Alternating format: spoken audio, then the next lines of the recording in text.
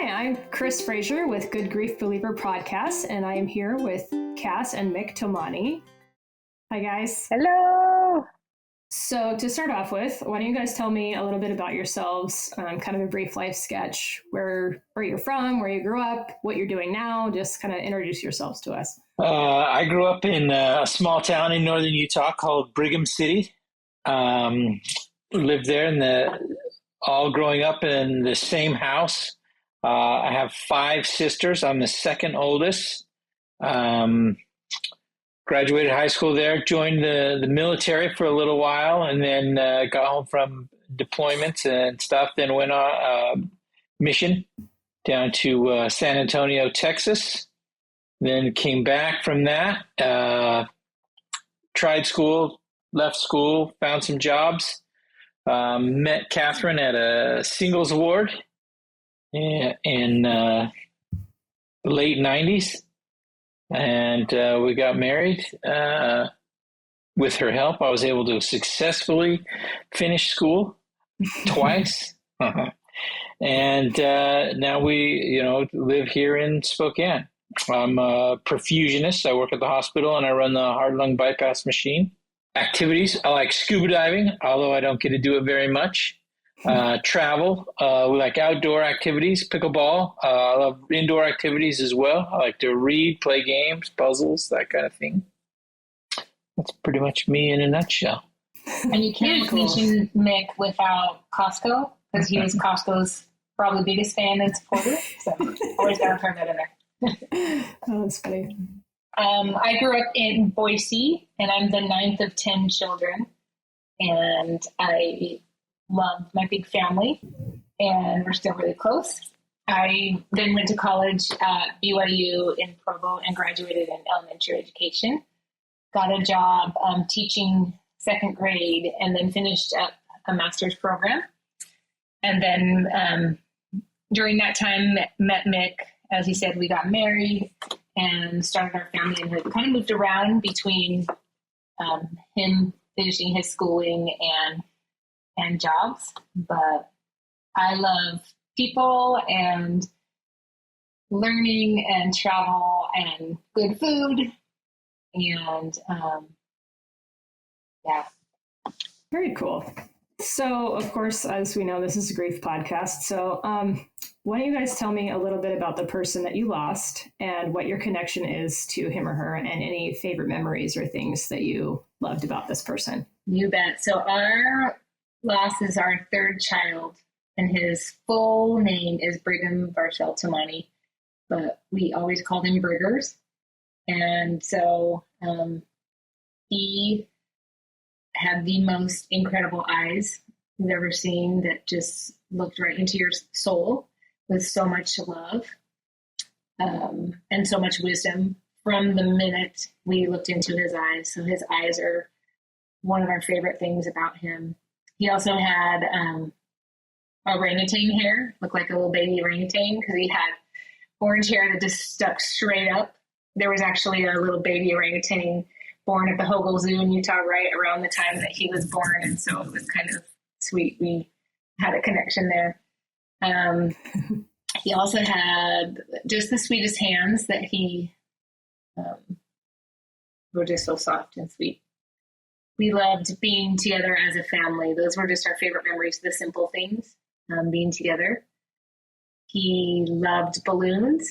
Because of his condition, he couldn't play with normal toys or hold anything of substantial weight, but he loved balloons. So we would tie helium balloons to his wrists and his feet. And that's one of our favorite memories. And we still love balloons because they remind us of him and the joy that it brought him, because he could move them and he moved a little bit.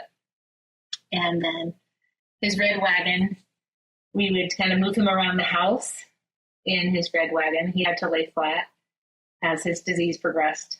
So his little big red wagon would go around the house, and that brought him a lot of joy as well. That's cool. So what was it like finding out about his condition, and how was that grief different from the grief after he died? Like grief about finding out and then grief after. Well, obviously it's like the worst news ever that you hear. But I felt like the grief of hearing the news compared to the grief after was like fiction versus nonfiction, because it hadn't happened yet. We hadn't, you knew it was coming, but it wasn't actually real, yet. And then, that compared to obviously when he passed, then, it was worse than you think in a lot of ways, and better in some ways than you thought it was going to be. We felt a lot of people's prayers and stuff. We felt lifted, by those prayers and our faith. So, yeah, I remember. So we actually did not know that Briggers had SMA when he was born. So we brought him home from the hospital thinking we had this perfectly healthy 8.5-pound chubby baby boy. And then slowly as the weeks progressed, he was our third child. So we did notice something was different. So we kind of researched options and kind of went into the doctor with the worst case scenario. We thought maybe he'll be in a wheelchair, or we have to, move and buy a house without stairs, stuff like that. So I think the news that he had a terminal disease where there was no cure and no treatment was a shock. It was just the most stunned and shocking thing that has ever happened in our life, for sure. And like Mick said, bad news grief versus death grief, the anticipation, kind of knowing that this is going to happen versus it actually happening. And it's all hard, but you can never quite be prepared for when they're gone, for reals. Yeah, you kind of, like you said, fiction versus nonfiction. Like you can imagine it, but until it actually happens, it's not real. Yeah. And I mean, it's a really tricky position to be in, living knowing the end is near, and but still trying to live and be grateful for every literal second you have with your child. So that was really heavy as well. But then, I mean, you would have traded that with anything to have one more second with them, once they were actually gone for your whole life after that. So that wondering, is this going to be the day? Is this going to be the day? Is this, right, the last whatever? Exactly. It's almost like a grief in and of itself that you're carrying with you. Like you said, anticipatory grief, like it's right there under the surface while you're also trying to live this life and enjoy the time that you do have. Right. And honestly, I had a lot of really bad dreams and nightmares. I would wake up thinking that it was happening when he was fine. I would really stress out about how it was going to happen. And there were like specific things that brought me a lot of anxiety and stress, like just not being able to help him. I just was so stressed about how it was going to happen. And so, it's just all hard. But once they're gone for the long haul until you get to see them again in the next life, there's just nothing like that. Yeah, for sure. So how do you guys respond when people ask how many children you have? And also tell me a little bit about how the loss affected your other children. You said he was your third, so you had kids before and kids after. So how do you address that? Now, I mean, 99% of the time I say we have 5 children, 4 living. And then if there's time, sometimes we'll give more details. Mick, we talked about with strangers sometimes. If you want to share that. It depends on who the person is. If we're sitting in a restaurant or something like that, and I'm with 4 kids, I just say 4 because I don't want to go into it and explain and rehash it out again. So sometimes I do that. If it's someone who I either have a relationship, which most of them obviously already know, or someone that I'm trying to build a relationship or whatever, I will go into more detail. Yeah. I think it's just such a sacred thing, but I also always want to include him because he actually is one of our children. So, yeah, I think just for the most part, it's if it feels like you can share that sacred part with a stranger, I do. But he's always part of us, 5 children, 4 living, and we can't wait to all be together again. As far as how the loss affected our other children, so our other 2 children at the time that it happened were 5 and 3, so young. But because we did know it was, a part of our life, we did take a ton of pictures. We talked about it a lot with them, and so they do know him and did know him, and it was definitely super sad. Lots of tears, but also just that childlike faith. And I think as they got older, they, realized more of the loss, and that, man, I don't have this brother that would be, 2 years younger than me, or I loved him so much. Like they were all really, really close. So definitely sad, but I think they didn't quite understand the magnitude of the loss then, and it has kind of been sometimes more difficult the older they've gotten. The other 2 that came after Briggers, actually, it's affected them as well. And when they were first born, they would talk about him a lot, almost like they knew him and had more recent interactions than we had. So that was a kind of special. And I think just with the traditions, we've tried to keep him as just a part of our family, that he's cheering for us. And we pray for him in every prayer. We pray that he's doing good where he is now, and that he knows how much we love and miss him. So, I mean, it's definitely affected them. And it's kind of ebbed and flowed. And as the years have gone on, because we're down the road a ways, but always a missing part of our family. So that's real. Do you have anything else to share there? Mm-hmm. So you mentioned traditions. Tell me more about that. What are some of the traditions that you guys have? So we have a video about his life and a slideshow. So we watch that a minimum of twice a year on his birthday and on his angel day. And then we always do a balloon release. And we write messages to him. And then we would try and do something kind of in his honor on his birthday every year. And so I think we just tried to still make his special days, put up pictures, of course, all over. And like at Christmas time, his stocking is still up. He's, we put little notes in there of gifts we're going to give to Briggers for that year.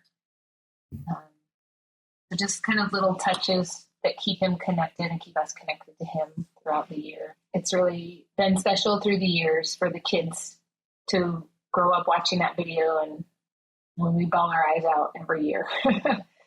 But it just brings it back fresh, like he was here and he's still with us. We feel his spirit a lot, and we're grateful for that. That's really cool. I love those. So how do you guys relate to other, originally I was going to ask moms, but since both of you are here, how do you relate to other parents who have not experienced the kind of loss that you have? And how has that dynamic changed now that you're on this side of your loss? Like, what's it like when you are interacting with other parents? Especially like, for example, a young mom who has lost a child and they're in a play group, for example, and, maybe some other moms are complaining about, oh, my kid this, my kid that, blah, blah, blah. And, as a lost mom, you're thinking, man, I would give anything to have that problem with my kid right now, Right. So how has that dynamic affected you guys in terms of like meeting other parents who haven't experienced the same thing as you? I think we're more empathetic, more forgiving, less judgmental kind of in situations or things like that. Mm-hmm. And I think sometimes even just like a comment like, just grateful for every day because life is so fragile. Just a simple comment can help, and just coming at life with gratitude, especially as a parent, and not like you ever have to correct anyone, but just like, I'm so grateful I get to be a mom every day with all the struggles and with the real challenges. I remember we had like a personal experience with that where we were like, okay, here we go. We're having number 3 and it's a boy. We're going to be outnumbered, these 3 kids and now just 2 of us. And we were kind of like gearing up thinking it's going to be hard. And Kate, our son, was really active and we were like, well, we're going to be chasing around these 2 boys. And, so we had been through that ourselves where we were looking at it as like, oh man, it's going to be a lot of work because we're going to be outnumbered. Now we're going to have 3 kids versus 2. And then just immediately, 5 weeks after he was born, when we got the news, like, whoa, bring it back. Like, we want it all. We want it all. And so like, we've been there and just realizing that everyone is dealing with different types of loss. And although this is huge, there are also losses and challenges that parents are dealing with so we just have tried to be more empathetic and like Nick said, just less judgmental to any parent. That's awesome.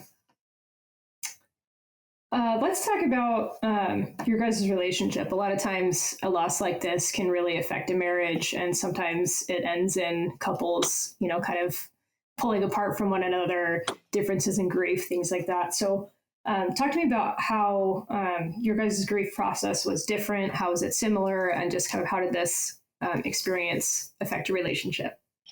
Well, I think our grief process was different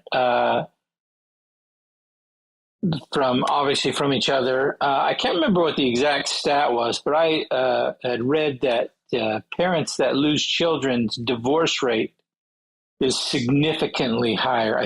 I believe it's over 75%. For parents who have lost a child. And so we realized that we both had read it or whatever and made a conscious decision that was not going to, happen to us. And so to allow that to not happen, you have to actively work towards, in the opposite direction of that, do things to be together, to stay connected, that kind of thing. Mm-hmm. And so as far as grieving differently, I don't know, I'm more, what would you say? I'm more of a closed book. Yeah, more private with his feelings, I guess. Yeah. But not with me.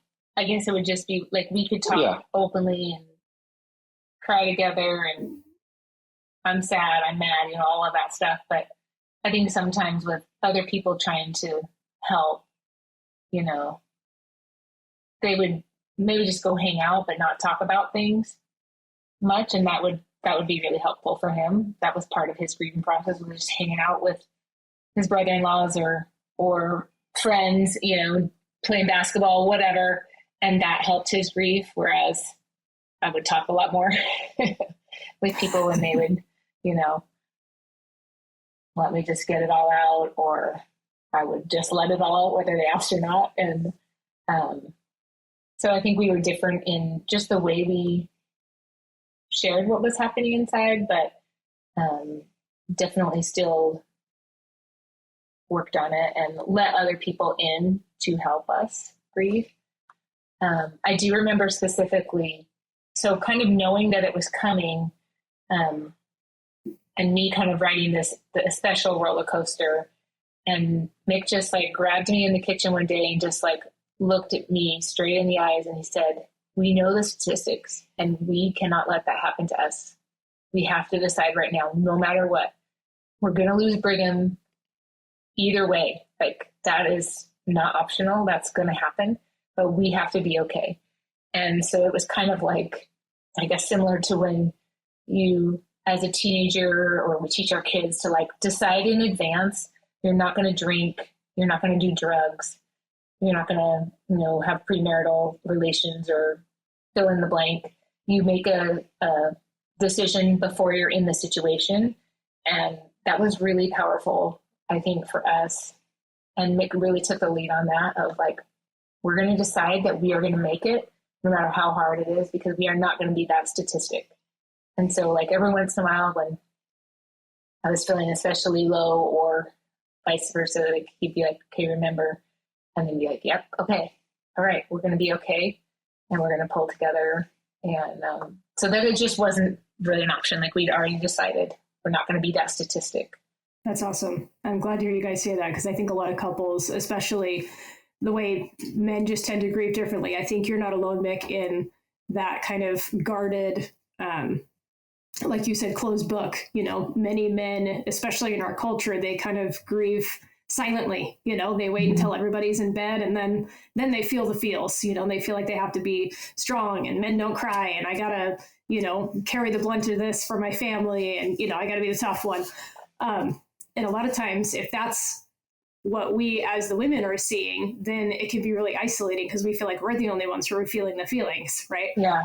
So I'm really glad that you guys had that experience to talk to each other and be able to just, let it all out and make that decision early on that this was not going to be the thing that drove you guys apart. Yeah. So that's really cool.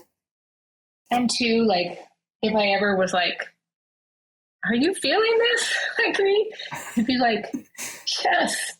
I'm crying when I'm driving around in my truck by myself all day. He would like just share little glimpses, and I'm like, okay, like then I'd feel bad, but be like, yeah, I'm crying by myself in my truck when I'm going to work, or, but he didn't need to talk about it with other people, but it was coming out and he was feeling it.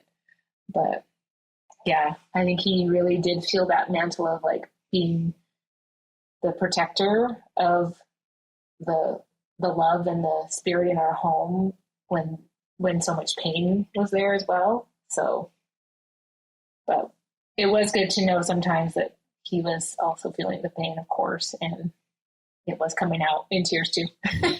Yeah, you weren't the only one feeling the feels. Right. For sure.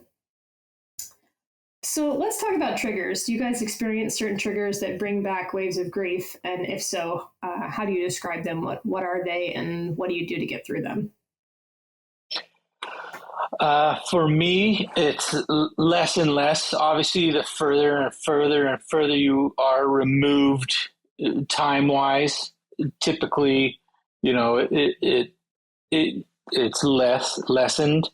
But when I was in training, when I was back in school, so this is 6 years after he passed, I had to do a rotation at a children's hospital, the same children's hospital that Brigham went to. And so, seeing these kids and stuff, that was really tough working there.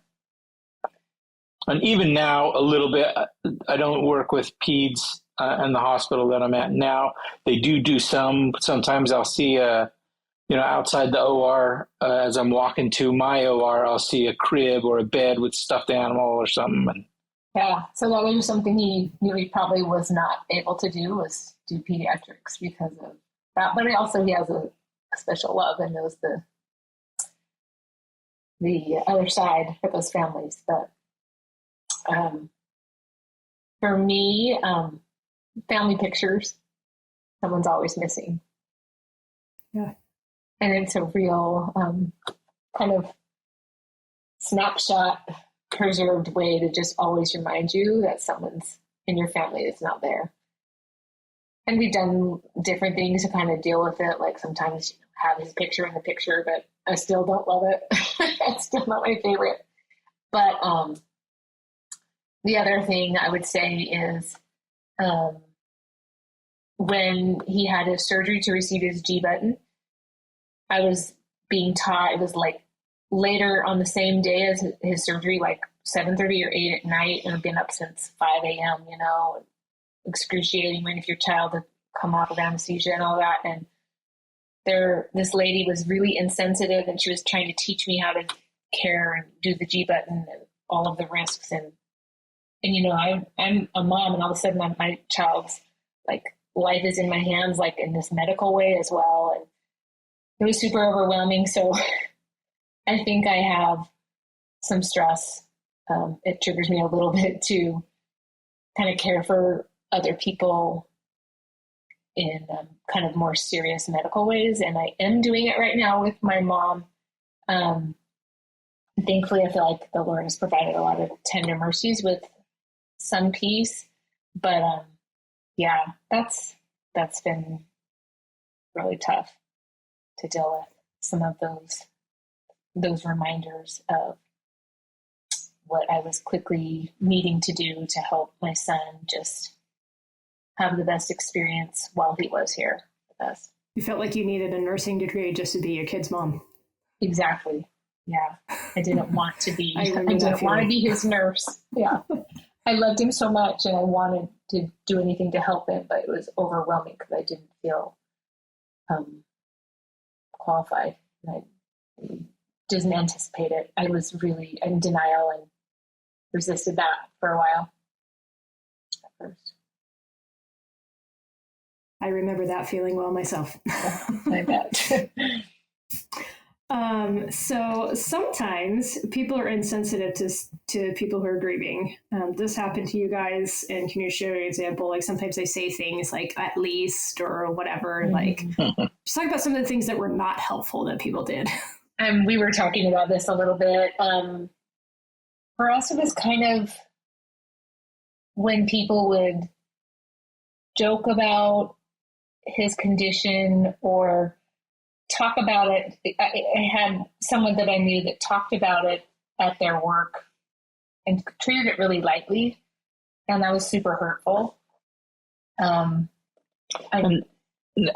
they weren't trying to be hurtful, yeah. Like most people. But you are obviously more sensitive. Yeah. So that was really tough. Like maybe if we wanted to make a joke about something or treat something lightly, that would be something that we could do. I didn't feel like, and that just really isn't our style, I guess, anyway. So I guess that was the hardest, is when people would just a little too casual or insensitive when it's your precious child. Yeah. Yeah.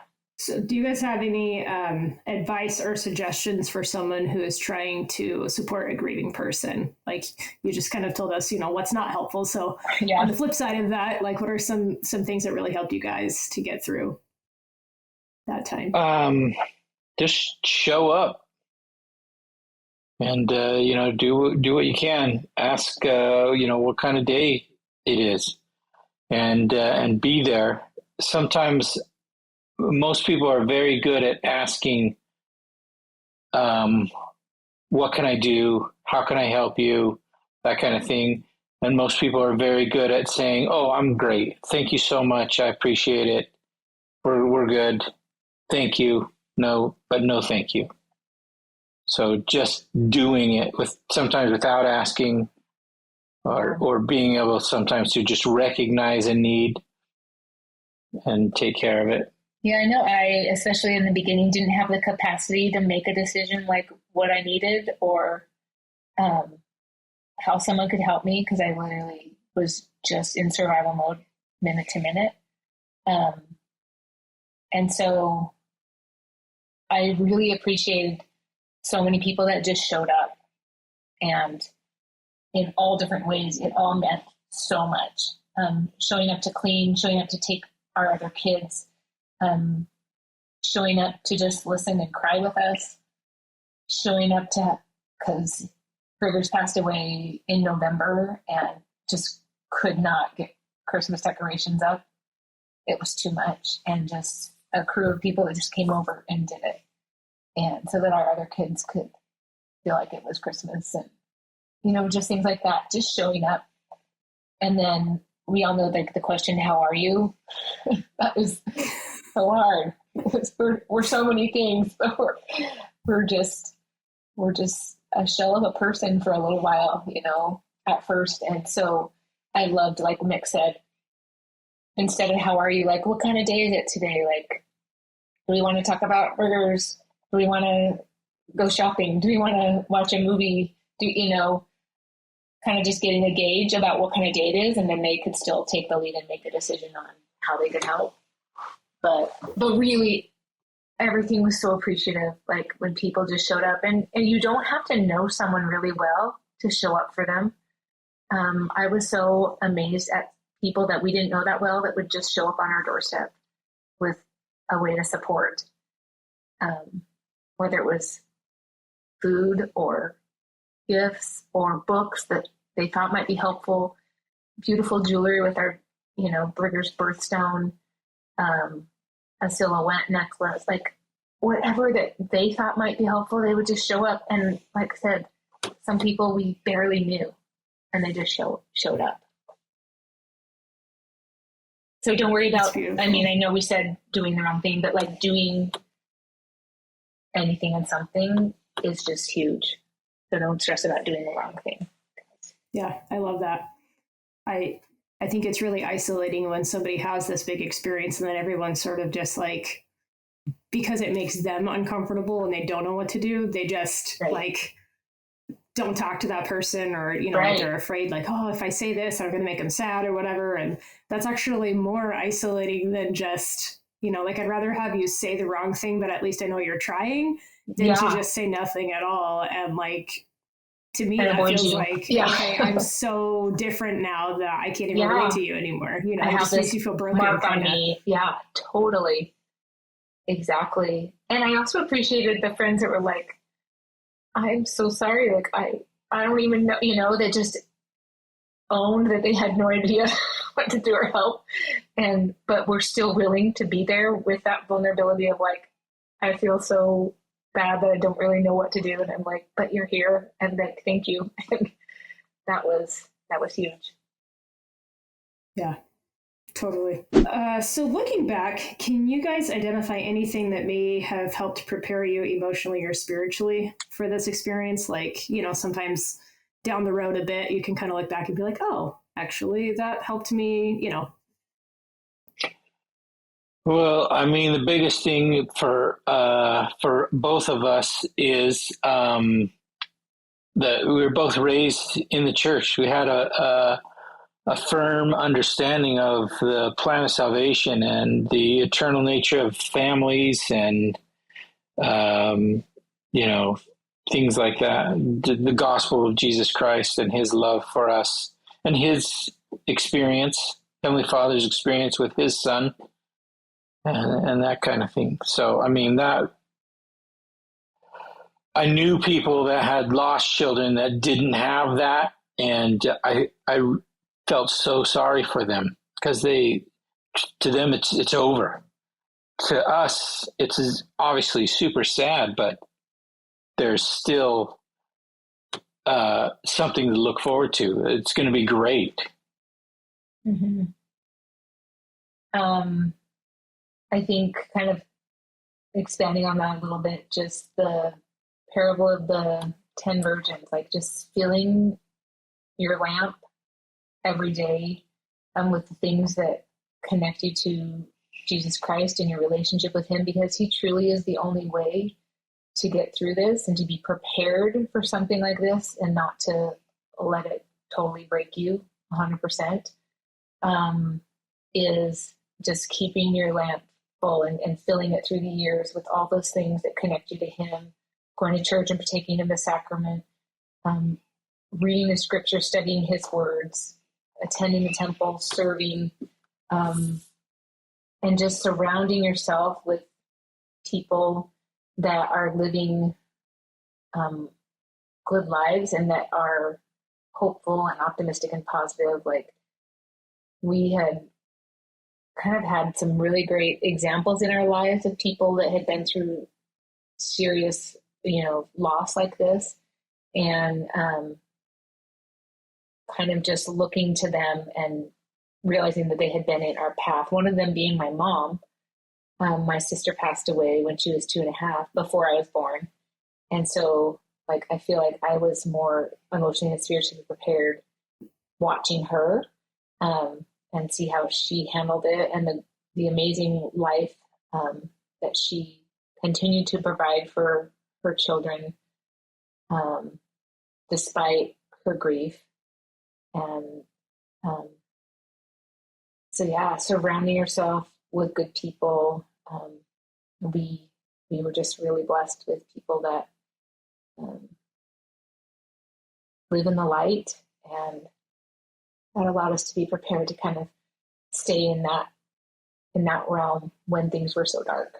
That's awesome. How do you feel you have changed as a person because of your experience? You guys kind of alluded to it a little bit earlier, but just in general, like, what are some things that are different now? I don't know. Mick was feeling shy about this one. Like, hard to talk about yourself like that, but I'll just say, like, any great Christ-like qualities are just better. And he's more compassionate and more Christ-like and more loving and more patient. More like the Savior. She's describing herself, not me.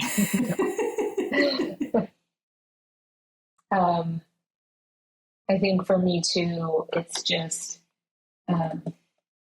never taking the people in my life for granted for 1 second. Knowing that it can change in 1 second. They're here, they seem fine, and you can get a diagnosis, and in 1 second, everything looks different. So I think hopefully I've changed by realizing that people, loving God and loving people, are all that matter. The other things are just details. And I'm really grateful to have learned that, as hard as it has been. Thanks for sharing that. So the last question that we always like to ask everyone is, what do you think it means to grieve well? I think I said when I read this question, I thought to go on and to live your life in a manner that would honor that person, that they would be proud to be associated with you, and that's what I felt. I think when you grieve well, for me, yes, remembering to honor them, and then just not trying to do it all alone. Grieving well, you've got to be together, grieving together with your Savior, and letting others around you grieve with you, so that load is not all on you. And